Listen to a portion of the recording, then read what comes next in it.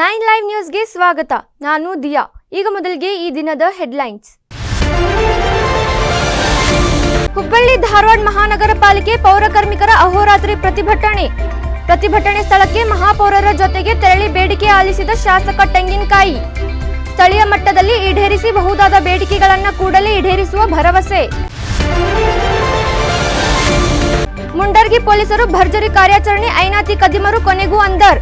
ಹಲವು ದಿನಗಳಿಂದ ಪಟ್ಟಣದ ಜನರ ನಿದ್ದೆಗೆಡಿಸಿದ ಕಳ್ಳರ ಹೆಡೆಮುರಿ ಕಟ್ಟಿದ ವಿಶೇಷ ಟೀಮ್. ಪೊಲೀಸ್ ವರಿಷ್ಠಾಧಿಕಾರಿ ಮಾರ್ಗದರ್ಶನದಲ್ಲಿ ಮುಂಡರ್ಗಿ ಪೊಲೀಸರ ವಿಶೇಷ ಕಾರ್ಯಾಚರಣೆ. ಬೆಳಗಾವಿ ಜಿಲ್ಲೆಯ ಖಾನಾಪುರದ ಮಳೆ ಹಾನಿ ಪ್ರದೇಶಗಳಿಗೆ ಸಚಿವ ಜಾರಕಿಹೊಳಿ ಭೇಟಿ. ಪ್ರವಾಹ ಭೀತಿಯಲ್ಲಿರುವ ಗ್ರಾಮಸ್ಥರಿಂದ ಪರ್ಯಾಯ ವ್ಯವಸ್ಥೆ ಕಲ್ಪಿಸುವಂತೆ ಸಚಿವರಿಗೆ ಮನವಿ. ಸಂಪರ್ಕ ಸೇತುವೆಗಳ ಪರಿಶೀಲನೆ ಬಳಿಕ ಅಗತ್ಯ ಕ್ರಮ ಕೈಗೊಳ್ಳುವಂತೆ ಅಧಿಕಾರಿಗಳಿಗೆ ಸೂಚನೆ. ಈಗ ಇವತ್ತಿನ ಪ್ರಮುಖ ಸುದ್ದಿಗಳು ನಿಮ್ಮ ಮುಂದೆ.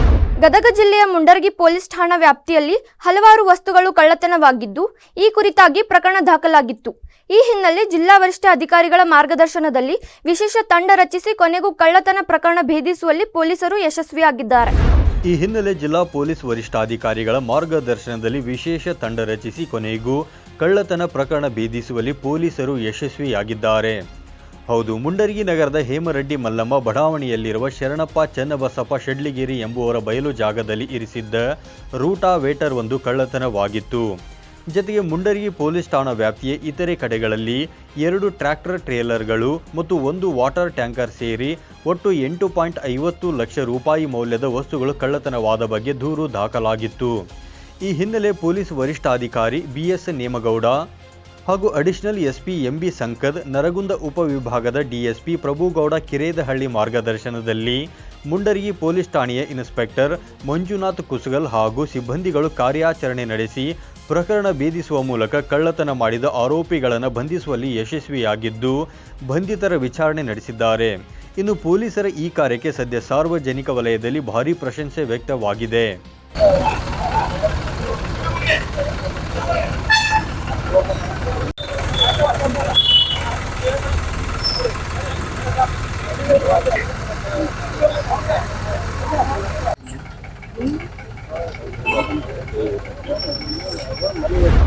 ಚಿಕ್ಕಬಳ್ಳಾಪುರ ನಗರದ ಅಂಬೇಡ್ಕರ್ ಭವನದಲ್ಲಿ ಕಾರ್ಯನಿರತ ಪತ್ರಕರ್ತರ ಧ್ವನಿ ಸಂಘಟನೆಯ ಚಿಕ್ಕಬಳ್ಳಾಪುರ ಘಟಕದ ವತಿಯಿಂದ ಪತ್ರಿಕಾ ದಿನಾಚರಣೆ ಕಾರ್ಯಕ್ರಮವನ್ನು ನಿವೃತ್ತ ಲೋಕಾಯುಕ್ತ ಮುಖ್ಯಸ್ಥರ ಹಾಗೂ ಸುಪ್ರೀಂ ಕೋರ್ಟ್ನ ವಿಶ್ರಾಂತ ನ್ಯಾಯಾಧೀಶರಾದ ಎಲ್ ಸಂತೋಷ್ ಹೆಗಡೆರವರು ದೀಪ ಬೆಳಗಿಸುವುದರ ಮುಖಾಂತರ ಉದ್ಘಾಟಿಸಿದರು. ಕಾರ್ಯಕ್ರಮದಲ್ಲಿ ಪ್ರಾಸ್ತಾವಿಕವಾಗಿ ಮಾತನಾಡಿದ ಕಾರ್ಯನಿರತ ಪತ್ರಕರ್ತರ ಧ್ವನಿ ಸಂಘಟನೆಯ ಸಂಸ್ಥಾಪಕ ಅಧ್ಯಕ್ಷರಾದ ಬಂಗಲೆ ಮಲ್ಲಿಕಾರ್ಜುನ್ ರವರು ಪತ್ರಕರ್ತರು ಪ್ರಸ್ತುತ ಅನುಭವಿಸುತ್ತಿರುವ ನೋವು ನಲಿವುಗಳ ಕುರಿತು ತಮ್ಮ ಅಭಿಪ್ರಾಯಗಳನ್ನು ಹಂಚಿಕೊಂಡರು. ಇನ್ನು ನಾಡಿನ ಹಿರಿಯ ಪತ್ರಕರ್ತರು ಹಾಗೂ ಕಾರ್ಯನಿರತ ಪತ್ರಕರ್ತರ ಧ್ವನಿಯ ರಾಜ್ಯ ಮಾಧ್ಯಮ ಸಲಹೆಗಾರರಾದ ಜಗಳೂರು ಲಕ್ಷ್ಮಣ್ ರಾವ್ ರವರು ದಿಕ್ಸೂಚಿ ಭಾಷಣ ಮಾಡಿದರು. ಇನ್ನು ಸಮಾರಂಭದ ಅಧ್ಯಕ್ಷತೆಯನ್ನು ಸುರೇಶ್ ರವರು ವಹಿಸಿದ್ದರು. ಈ ಸಮಾರಂಭದಲ್ಲಿ ಸುಪ್ರೀಂ ಕೋರ್ಟ್ನ ನಿವೃತ್ತ ನ್ಯಾಯಾಧೀಶರಾದ ಸಂತೋಷ್ ಹೆಗಡೆ ರವರು, ನಾವು ಮಾಡುವ ನ್ಯಾಯಪರ ಹೋರಾಟಕ್ಕೆ ನನ್ನ ಸಂಪೂರ್ಣ ಬೆಂಬಲದ ಜತೆಗೆ ಯಾವುದೇ ಸಂದರ್ಭದಲ್ಲೂ ಕಾನೂನು ಸಲಹೆ ಹಾಗೂ ಮಾರ್ಗದರ್ಶನ ಕಾರ್ಯನಿರತ ಪತ್ರಕರ್ತರ ಧ್ವನಿ ಸಂಘಟನೆಗೆ ನೀಡುತ್ತೇನೆಂದು ಮಾತು ನೀಡಿದರು. ಸಮಾರಂಭದಲ್ಲಿ ಅನೇಕ ಗಣ್ಯಮಾನ್ಯರು ಹಾಗೂ ಚಿಕ್ಕಬಳ್ಳಾಪುರ ಎಲ್ಲಾ ತಾಲೂಕಿನ ಪದಾಧಿಕಾರಿಗಳು ಹಾಗೂ ಪತ್ರಕರ್ತರು ಭಾಗವಹಿಸಿದ್ದರು. ಗೃಹ ಸಚಿವ ಡಾಕ್ಟರ್ ಜಿ ಪರಮೇಶ್ವರ್ ಅವರು ಬೆಂಗಳೂರಿನ ಟ್ರಾಫಿಕ್ ಮ್ಯಾನೇಜ್ಮೆಂಟ್ ಸೆಂಟರ್ಗೆ ಭೇಟಿ ನೀಡಿ ಅಧಿಕಾರಿಗಳಿಂದ ಟ್ರಾಫಿಕ್ ಮ್ಯಾನೇಜ್ಮೆಂಟ್ ಸೆಂಟರ್ನ ಕಾರ್ಯವೈಖರಿಯ ಕುರಿತಾಗಿ ಸಮಗ್ರ ಮಾಹಿತಿ ಪಡೆದುಕೊಂಡರು. ಬೆಂಗಳೂರು ನಗರದ ಟ್ರಾಫಿಕ್ ಜಂಕ್ಷನ್ಗಳಲ್ಲಿ ಅಳವಡಿಸಲಾದ AI ಆಧಾರಿತ CC ಕ್ಯಾಮೆರಾಗಳ ಕಾರ್ಯನಿರ್ವಹಣೆ, ಸಂಚಾರ ನಿಯಮ ಉಲ್ಲಂಘಿಸುತ್ತಿರುವ ಸವಾರರಿಗೆ ದಂಡ ವಿಧಿಸುವ ಪ್ರಕ್ರಿಯೆ, ಪಾರ್ಕಿಂಗ್ ಸಮಸ್ಯೆ ಕುರಿತು ಮಾಹಿತಿ ಪಡೆದರು. ಟ್ರಾಫಿಕ್ ಸುಧಾರಣೆಗೆ ಕೈಗೊಳ್ಳಬೇಕಾದ ಕ್ರಮಗಳ ಕುರಿತು ಇದೇ ವೇಳೆ ಅಲ್ಲಿನ ಅಧಿಕಾರಿಗಳೊಂದಿಗೆ ಅವರು ಚರ್ಚಿಸಿದರು. 320 ಲೈವ್ ಸ್ಟ್ರೀಮ್ ಬೇರೆದಕ್ಕೆ ಸಿಗೋದಿಲ್ಲ ಸರ್. ನಮ್ಮ ಇನ್ಸ್ಪೆಕ್ಟರ್ ಮತ್ತು ಕೋಬ್ರಾ ವೆಹಿಕಲ್ಸ್ ಏನು ಎಮರ್ಜೆನ್ಸಿ ರೆಸ್ಪಾಂಡ್ ಮಾಡ್ತಾರೆ ಸರ್, ಅವ್ರು ಕೊಟ್ಟಿದ್ದೀವಿ ಸರ್. ಸದ್ಯಕ್ಕೆ we can see here sir. ಮತ್ತು ಎನ್ಫೋರ್ಸ್ಮೆಂಟ್ ಟೈಮಲ್ಲಿ in the night we put officer in charge to see, especially drink and drive ಮಾಡಬೇಕಾದ್ರೆ ಸರ್ ನಮ್ಮವ್ರದ್ದು ವಿಸಿಬಲ್ ಆಗಿರಬೇಕು ಅಂತ SOP ಇದೆ sir. We monitor it here sir on a daily basis in the night sir.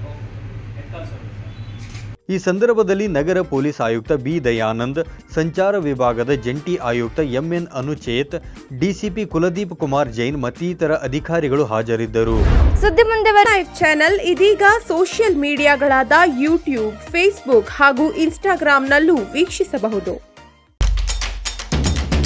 9 live ವಾಹಿನಿಯ ಜನಪ್ರಿಯ ಕಾರ್ಯಕ್ರಮ ಶುಚಿ ರುಚಿ.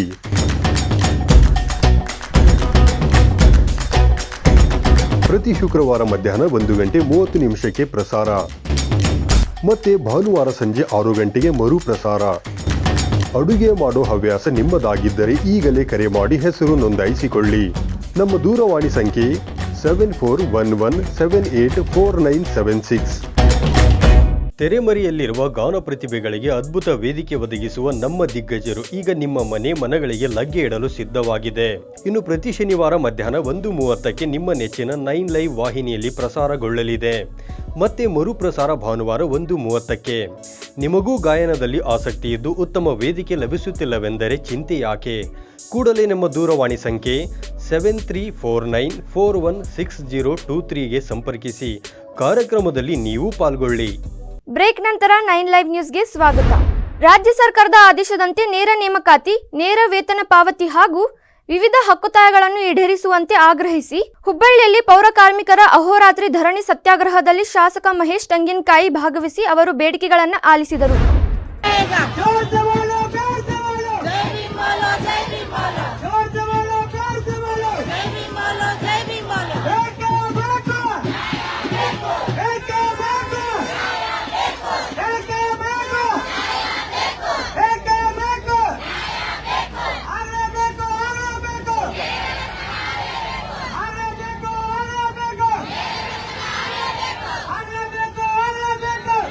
ಈ ವೇಳೆ ಮಾಧ್ಯಮದ ಜತೆಗೆ ಮಾತನಾಡಿದ ಅವರು, ಹುಬ್ಬಳ್ಳಿ ಧಾರವಾಡ ಮಹಾನಗರ ಪಾಲಿಕೆಗೆ ಸಂಬಂಧಿಸಿದ ಪೌರ ಕಾರ್ಮಿಕರು ಸತ್ಯಾಗ್ರಹ ಕೈಗೊಂಡಿದ್ದಾರೆ. ಹೀಗಾಗಿ ಮಹಾನಗರ ಪಾಲಿಕೆಯ ಮಹಾಪೌರರು, ಉಪಮಹಾಪೌರರು ಜತೆಗೆ ಸ್ಥಳೀಯ ಪ್ರಮುಖರೊಂದಿಗೆ ಬಂದು ಅವರ ಬೇಡಿಕೆಗಳೇನು ಅನ್ನೋದನ್ನು ಆಲಿಸಿದ್ದೇನೆ. ಅವರು ಪ್ರಮುಖವಾಗಿ 12 ಅಂಶಗಳ ಬೇಡಿಕೆಗಳನ್ನು ನೀಡಿದ್ದಾರೆ. ಅವುಗಳಲ್ಲಿ ಸ್ಥಳೀಯವಾಗಿ ಯಾವೆಲ್ಲ ಬೇಡಿಕೆಗಳನ್ನು ಈಡೇರಿಸಲು ಸಾಧ್ಯವೋ ಅವುಗಳನ್ನು ಇಲ್ಲಿಯೇ ಪರಿಹರಿಸಲಾಗುವುದು. ಇನ್ನು ಸರ್ಕಾರದ ಮಟ್ಟದಲ್ಲಿ ಯಾವ ಬೇಡಿಕೆಗಳಿಗೆ ಪರಿಹಾರ ಒದಗಿಸಬೇಕೋ ಅವುಗಳನ್ನು ಬೆಂಗಳೂರಿಗೆ ತೆರಳಿ ಅಲ್ಲಿ ಸಚಿವರೊಂದಿಗೆ ಚರ್ಚಿಸಿ ಅವುಗಳನ್ನು ಸಹ ಈಡೇರಿಸುವಂತಹ ಕೆಲಸ ಮಾಡುತ್ತೇವೆ. ಸ್ಥಳೀಯ ಎಲ್ಲ ಶಾಸಕರು ಹಾಗೂ ಕೇಂದ್ರ ಮಂತ್ರಿ ಪ್ರಹ್ಲಾದ್ ಜೋಶಿ ಅವರೊಂದಿಗೆ ಸೇರಿ ನಿಯೋಗ ಕೊಂಡೊಯ್ದು ಮಾತುಕತೆ ನಡೆಸುತ್ತೇವೆ. ಈ ಮೂಲಕ ಅವರ ಬೇಡಿಕೆಗಳು ಮತ್ತು ಸಮಸ್ಯೆಗಳನ್ನು ಆದಷ್ಟು ಬೇಗನೆ ಪರಿಹರಿಸುವ ಭರವಸೆ ನೀಡಿದ್ದೇನೆ ಎಂದು ತಿಳಿಸಿದರು. ಹುಬ್ಬಳ್ಳಿ ಧಾರವಾಡ ಮಹಾನಗರ ಪಾಲಿಕೆಗೆ ಸಂಬಂಧಪಟ್ಟಿರ್ತಕ್ಕಂಥ ಪೌರ ಕಾರ್ಮಿಕರು ಸತ್ಯಾಗ್ರಹವನ್ನು ಮಾಡ್ತಾ ಇದ್ದಾರೆ. ಇವತ್ತು ನಮ್ಮ ಪೂಜ್ಯ ಮಹಾಪೌರು, ಉಪಮಹಾಪೌರು, ನಮ್ಮ ಎಲ್ಲ ಪ್ರಮುಖರ ಜೊತೆ ಬಂದು ಇವತ್ತು ಅಹವಾಲುಗಳನ್ನು ಆಲಿಸಿದ್ದೇವೆ. ಸಾಧ್ಯ ಆದಷ್ಟು ಬೇಗನೆ ಅವರು ಏನು ಅಹವಾಲುಗಳನ್ನು ಕೊಟ್ಟಿದ್ದಾರೆ, ಅವರ ತೊಂದರೆ ತಾಪತ್ರೆ ಏನಿದೆ 12 ಪಾಯಿಂಟ್ಗಳಲ್ಲಿ ಅವ್ರು ಕೊಟ್ಟಿದ್ದಾರೆ. ಅವನ ತಕ್ಷಣ ಯಾವ್ಯಾವ ಇಲ್ಲೇ ಮಹಾನಗರ ಪಾಲಿಕೆ ನಿಟ್ಟಿನಲ್ಲಿ ಸಮಸ್ಯೆಗಳನ್ನು ಪರಿಹಾರ ಮಾಡೋಕ್ಕೈತೆ ಅದನ್ನು ಇಲ್ಲಿ ಪರಿಹಾರ ಮಾಡುವಂಥದ್ದಾಗುತ್ತೆ.